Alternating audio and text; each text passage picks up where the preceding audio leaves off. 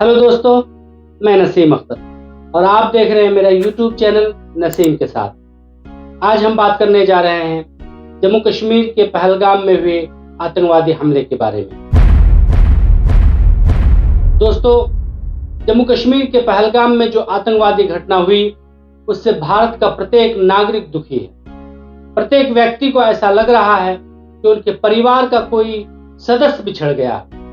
आतंकवादी हमले में लगभग 28 लोगों के हताहत होने की सूचना है। ये विगत कुछ वर्षों में भारत पर सबसे बड़ा आतंकवादी हमला माना जाता है, जिसे सुनियोजित तरीके से अंजाम दिया गया। इस क्रूर हमले की निंदा पूरी दुनिया में हो रही है। भारत के गृह मंत्री श्री अमित शाह ने घटनास्थल पर स्वयं पहुंचकर हालात का जायजा लिया। पहलगाम का अपराध इतना जघन्य और भयावह था कि पूरा देश आक्रोश में है और प्रत्येक व्यक्ति की इच्छा है कि आतंकवादियों को उनके अंतिम अंजाम तक पहुंचाया जाए और ऐसी सजा दी जाए कि दूसरे आतंकवादियों के लिए यह सजा उदाहरण बन जाए। ये सब कार्रवाइयां आवश्यक हैं, लेकिन इससे वो लोग तो वापस नहीं आ जाएंगे जो इस आतंकवाद का शिकार हुए। इससे उन मासूमों के आंसू तो नहीं थम जाएंगे जिन्होंने अपने परिजनों को खोया। आज जितना ये जानना महत्वपूर्ण है कि सरकार आतंकवादियों के विरुद्ध क्या कार्रवाई कर रही है, उतना ही महत्वपूर्ण ये प्रश्न भी है कि आखिर इतनी बड़ी घटना कैसे घटी और इसके लिए जिम्मेदार कौन है। इतने बेकसूर नागरिकों की मौत के लिए जवाबदेह कौन है? कौन है जिससे प्रश्न किया जाए कि जहां हजारों की संख्या में लोग जमा थे वहां सुरक्षा का प्रबंध क्यों नहीं था?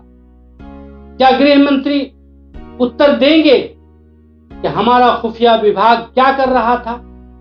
इन आतंकवादियों को समय से पहले क्यों नहीं पकड़ा गया? उनकी साजिश का भांडाफोड़ क्यों नहीं किया गया? क्या रक्षा मंत्री बताने का प्रयास करेंगे कि आतंकवादी देश के भीतर कैसे घुसे? हमारी सिक्योरिटी फोर्सेस ने उन्हें अंदर घुसने कैसे दिया?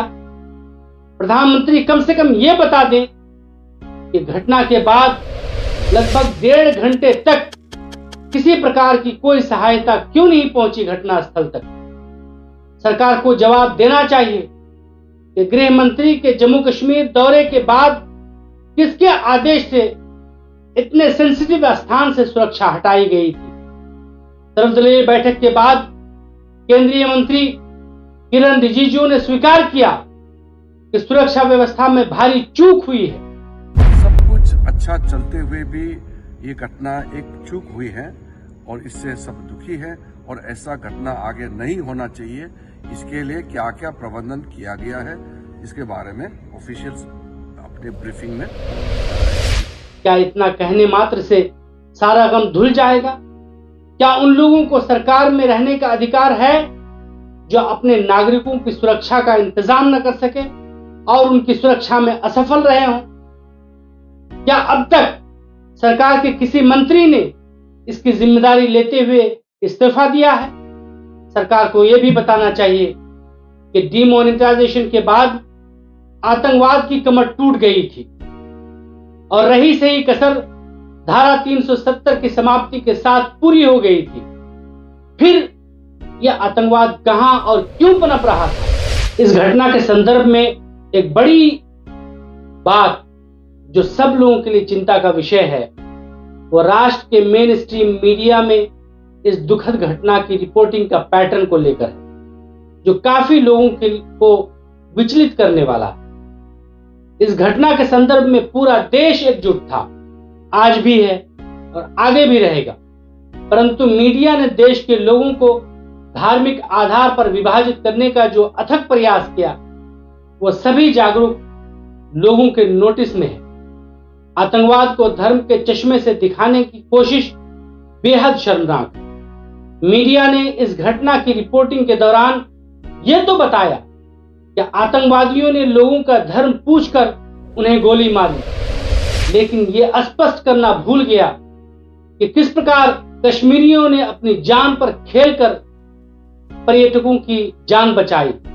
उन्हें अपने घरों में ठहराया, उनके लिए रहने और खाने का प्रबंध किया, जख्मियों को अपनी पीठ पर लाकर पहाड़ी रास्ते से गुजरते हुए सुरक्षित स्थान तक पहुंचाया। कश्मीरियों ने जिस मानवता और भारतीयता का परिचय दिया, उसकी जितनी भी प्रशंसा की जाए कम है। अन्यथा जहां हजारों की संख्या में निहत्थे पर्यटक हों और आतंकवादियों के हाथ में AK-47 हो, वहां आप नुकसान का अंदाजा कर सकते हैं। लेकिन नेशनल मीडिया को यह सब कुछ नजर नहीं आया और जिस प्रकार मीडिया ने जानबूझकर बेशर्मी के साथ इस घटना को हिंदू मुस्लिम का मुद्दा बना दिया, वो बहुत अफसोसनाक है। ये मीडिया का ही दुष्प्रचार और गलत रिपोर्टिंग पैटर्न है, जिसके कारण विभिन्न स्थानों पर कश्मीर के युवकों को प्रताड़ना का सामना करना पड़ रहा है। कई स्थान ऐसे हैं जहां कश्मीरी छात्रों का सड़क पर निकलना मुश्किल हो गया। कई जगह ऐसी भी हैं जहां मुसलमानों की दुकानों को टारगेट किया गया।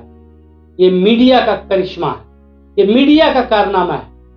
मीडिया ने ये नहीं बताया, या कम से कम विस्तार से नहीं बताया कि 28 मरने वालों में एक मुसलमान कश्मीरी भी था, जो शायद आसानी से बच सकता था अपने धर्म के आधार पर, लेकिन उसने अपने मेहमानों को बचाने के लिए अपनी जान का बलिदान दिया और इंसानियत को जिंदा रखा। एक कश्मीरी मुसलमान ऐसा भी था जिसने कम से कम 11 हिंदू पर्यटकों की जान अकेले दम पर बचाई। मीडिया ने यह कहानी नहीं बताई कि जिसकी वजह से टीवी में डिबेट होने लगा कि आतंकवाद का एक धर्म होता है। शंकराचार्य सरस्वती ने यहां तक कह दिया कि नेता लोग कहते रहते हैं कि आतंकवाद का कोई धर्म नहीं होता। इस घटना ने प्रमाणित कर दिया कि आतंकवाद का धर्म होता है। इन आचार्य महोदय से पूछना चाहिए कि अगर आतंकवाद का धर्म होता है तो वो कश्मीरी किस धर्म का मानने वाला था, जिसने पर्यटकों की जान बचाई और इस संघर्ष में अपने आप को भी कुर्बान कर दिया। आज जरूरत इस बात की है कि पूरे देश को एक मत और एकजुट रखा जाए। आतंकवाद का मुकाबला पूरी ताकत से किया जाए, लेकिन देश को धर्म के आधार पर नहीं बांटा जाए।